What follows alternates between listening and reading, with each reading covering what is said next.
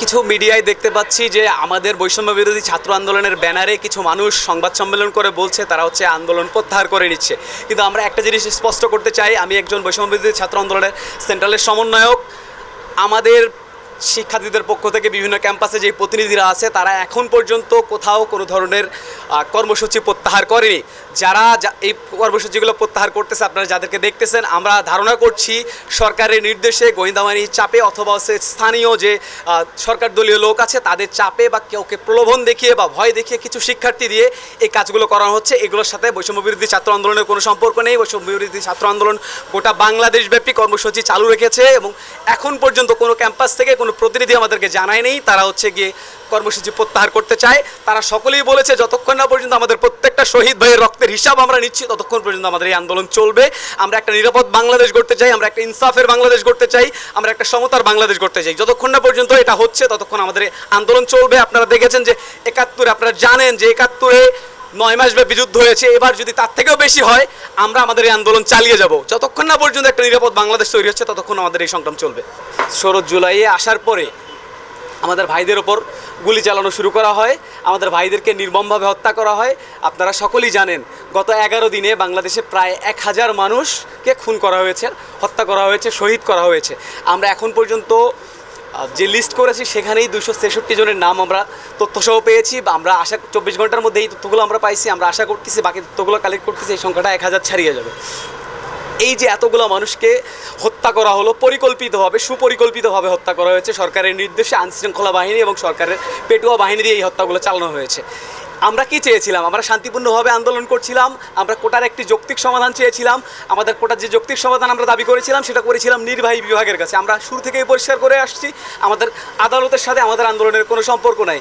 আমরা এখন কি দেখলাম যে আন্দোলনের তোপের মুখে আমাদের এতগুলো ভাইকে শহীদ করার পরে তারা এসে কী করলো, যে আদালতের মাধ্যমে একটা সমাধান দেওয়ার চেষ্টা করলো। সেটা হচ্ছে, এটাকে আমরা বলবো হচ্ছে এর আগে যে আমাদের সাথে পরিপত্র নিয়ে একটা খেলা করা হয়েছে আমাদেরকে ধোঁকা দেওয়ার জন্য, ঠিক একই একটা এরকম প্রজ্ঞাপন জারি করা হলো। আমরা তো এটা চাইনি কখনো, এখানে স্পষ্ট করা হয় নাই। আমরা স্পষ্ট দাবি জানিয়েছিলাম একটি কমিশন গঠন করে যে এই চাকরির সাথে যারা জড়িত প্রত্যেক স্টেক হোল্ডারকে নিয়ে একটা কমিশন গঠন করে সেই কমিশনের সুপারিশ অনুযায়ী সংসদে আইনের মাধ্যমে এই কোটা ব্যবস্থা চূড়ান্ত সমাধান।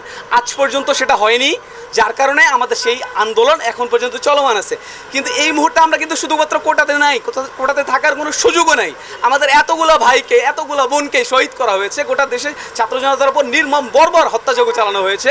এই অবস্থায় থেকে শুধুমাত্র কোটায় থাকার কোনো সুযোগ নাই। এই প্রত্যেকটা মানুষের হত্যার, প্রত্যেকটা মানুষকে আহত করার যতগুলো মামলা হয়েছে, যতজনকে গ্রেপ্তার করা হয়েছে, প্রত্যেকটা বিষয়ের ফয়সালা না হওয়া পর্যন্ত আমরা রাজপথ ছাড়ছি না। যতক্ষণ না পর্যন্ত আমাদের এই প্রত্যেকটা বিষয় ফয়সালা হচ্ছে আমরা আন্দোলন চালিয়ে যাব।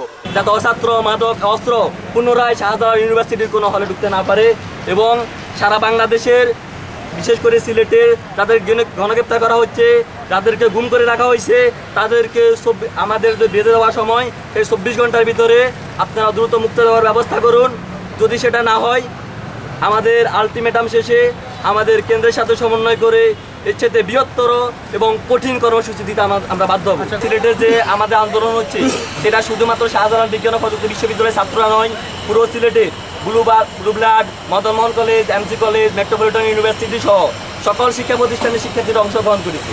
শাহজালাল ইউনিভার্সিটির শিক্ষার্থী প্রথম দিকে ৪ জনকে অ্যারেস্ট করলেও বিশ্ববিদ্যালয় প্রশাসনের সহায়তায় তাদেরকে ছেড়ে দেওয়া হলেও কিন্তু মেট্রোপলিটন নর্থ ইস্ট ইউনিভার্সিটি সহ মদন মোহন কলেজ, এমসি কলেজের আমাদের এখন পর্যন্ত আমাদের কাছে তালিকা আছে প্রায় আনুমানিক ১০০-এর মতো।